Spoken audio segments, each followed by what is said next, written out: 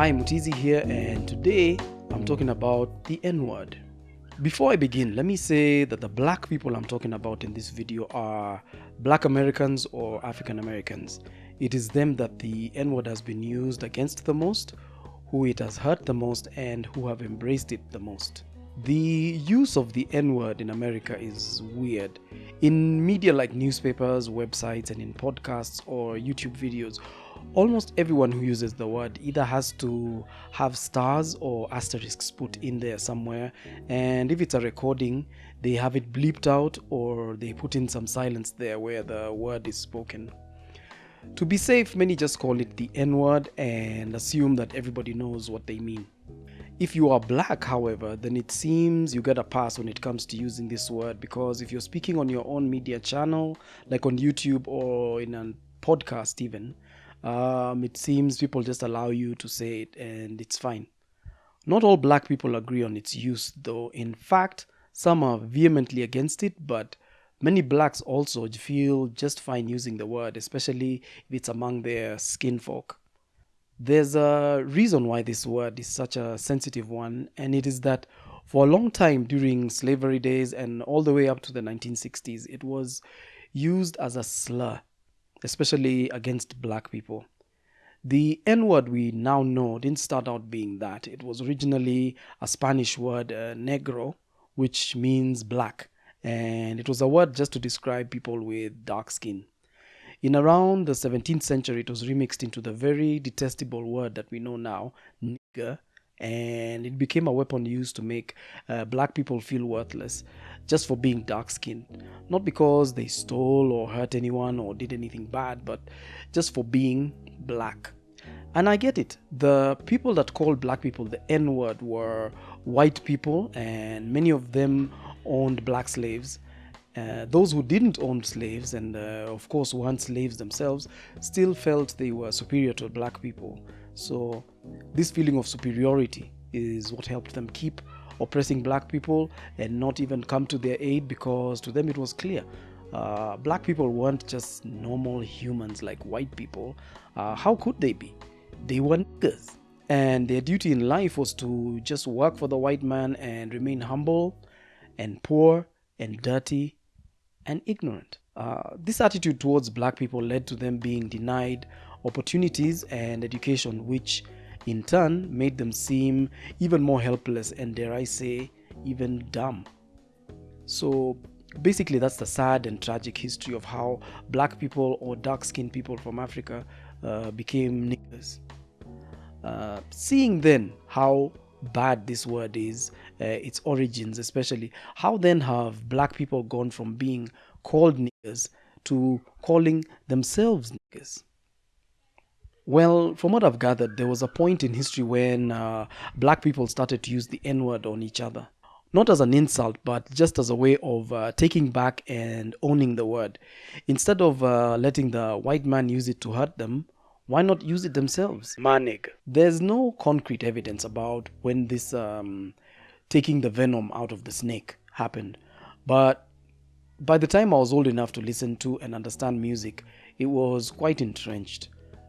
When I was growing up, my earliest memory of this N-word was in a song by a group called The Temptations. This song was called Run Charlie Run.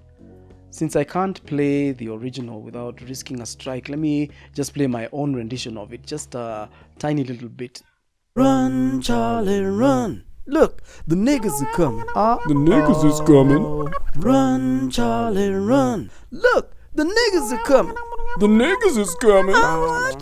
Okay, I only just realized when preparing the material for this video what the song actually is about, which is a black man who's being called out for hating his fellow black man and trying to run away from his blackness. Later on in the song, the Temptations tell him he can't run away from who he is and that he should just come back. It's quite a nice song. You should listen to it. I've left a link to it in the description. So that song was done in the early 1970s, which was the great blaxploitation era when black Americans decided to start doing their own movies so they could portray themselves in the way they wanted and not the way Hollywood wanted.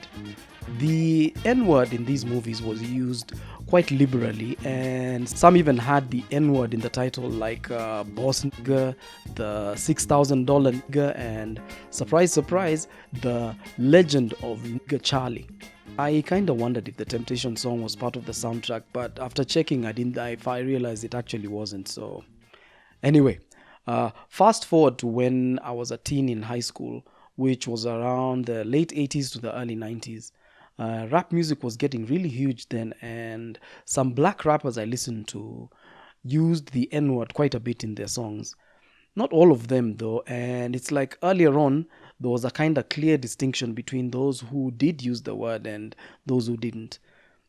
In general, and please note that I'm saying in general, as an outsider, and I'm Kenyan by the way, I noticed that there were the softer and happy-go-lucky rappers like Heavy D, Kid and Play, and De La Soul, who almost never used that word. And then there were the edgier, more street and angrier types like the Afros, the Ghetto Boys, and of course, NWA. Considering how popular rap has gone on to become, it's the most popular music genre right now. It has, in my view, contributed greatly to the use of the N-word by not only black people in the US, but all kinds of people worldwide. This widespread popularity, however, has had some unintended but interesting consequences. Rap music is part of the music industry, and any industry is definitely in it for the money. So when rap started gaining popularity, what the business people in music wanted to do is make rap as profitable as possible. And so to do that, they fine-tuned it so it appealed to an audience which had the money to buy CDs, LPs, and of course tapes. And guess who that audience was? White young people. Yeah. The music executives realized that the young white population was drawn to images of black men who were dangerous, like gangsters who used foul language and were violent and angry, that kind. And of course, these gangsters very often used the N-word when addressing each other. These depictions of black men in rap were sometimes true, but not always. It's become widely known that some of the rappers who we thought were hard earlier on were actually just pretending. They didn't grow up in rough neighborhoods and weren't even gangsters. They just had talent and they wanted to be successful, so they did what the record company executives wanted. They went hard, the fake and the real gangsters, and guess what? It worked. Like big time worked. I'll never forget the clip a friend sent me of DMX at a concert, and in the crowd was a large sea of white people like rapping along with him word for word. It was quite a sight. Some of them were shirtless and making circles, like jumping around and pushing each other around like they were in a Rough Riders video. And guess what word in the song that the kids rapped right along with DMX?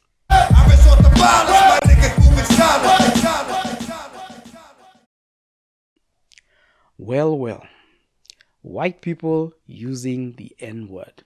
Who knew? This time due to the influence of black people. And yes, I know, that Woodstock concert was like way back in 1999, but the popularity of hip-hop and rap is way greater now compared to then. Black rappers are still many in number, they're the most actually, and yes, many still use the N-word, and I don't care what anybody says or pretends is actually the case. I know and you know that white people say the N-word when rapping along to Kendrick or J. Cole's lyrics. How could they not? So now there's this debate. Should white people be allowed to say it? On YouTube, I listen to black creators, especially the more serious types like social commentators and video essayists, and it is quite a thing with them. Shout out to FD Signifier, Waving the Red Flag, Shanspeare, and others like that. Some of these creators talk of certain white people who just wish that they could say the N-word, but they can't because they'd be cancelled or they'd get in really big trouble and maybe even lose their jobs. So they just sit there fuming. Well, I'm sorry guys, but you're not going to tell white folks, especially those ones that listen to rap music, not to use the N word, and yet you still need them to pay to listen to that music so rappers can keep getting paid. No. Rappers are on a huge pedestal and one of the biggest and the tallest ones, actually, and people look up to them. So, whatever they do and say, their fans will both do and say. So, those of you with kids will know this, that you can shout up and down the house all day about how your kids need to get off the phone. But if you spend 4 to 5 hours yourself a day staring at your phone, your kids won't obey you. If you ask them to put the phone down and read a book or something, yet you yourself never even read a newspaper, then I'm sorry, you're fighting a losing battle. And you're a hypocrite. Expecting your kids to abstain from something that you're indulging in just doesn't work. What am I saying here? There's a reason that you guys, the black folks, don't want the N-word used by white people, and I get it. In its original form and coming from the mouths of their ancestors, it was a very hurtful word, a demeaning word, a word that made some feel like they were justified to castrate and to hang black folks. It's terrible. That's why taking it and owning it and even changing its spelling from Nigger to Nigga or Gah hasn't cleansed it or removed its power either. You know why? Because despite you guys having reclaimed it, when white people say it, for some reason it still stings, doesn't it? If you really exorcised the word, then it wouldn't matter who said it. You'd be completely okay and unmoved, right? What to do then? It seems to me that the N-word is still a painful sore to you guys then. Okay, then talk to each other and work towards ending its use somehow. The NAACP have a statement on their website about their official position on the N-word. In summary, it just says that because the N-word is derogatory and dehumanizing, and it carries with it such painful memories, they have a plan of action to have the word completely banned, and I agree with that position. Look, white people are using the N-word, okay? To get them to completely stop, you can't just tell them not to use it or threaten to beat them up or something like that if they don't. It's you guys that took the word and put the word right back in the white man's mouth. So guess what? It's you that are going to have to take that word out. And the only way you'll begin to do that is if you stop saying it. Whew, finally done. Yeah, that wasn't as easy as some of you may think, but I'm finally done. I hope to be more regular with these. This is like my second or third attempt at this YouTube thing. So the best way I've found to be inspired is to deal with something that's really eating at you at first. Maybe later on I can get inspiration from different stuff, but for now the N-word thing has really been chewing at my heart. So it was the one for which I could get the best, data or words. The words came easier for this one than with other topics. So yeah, thank you for having made it this far. Hopefully you will see me in the next video and others too. So take care. I'm Mutizi and cheerio. I'm not doing it again.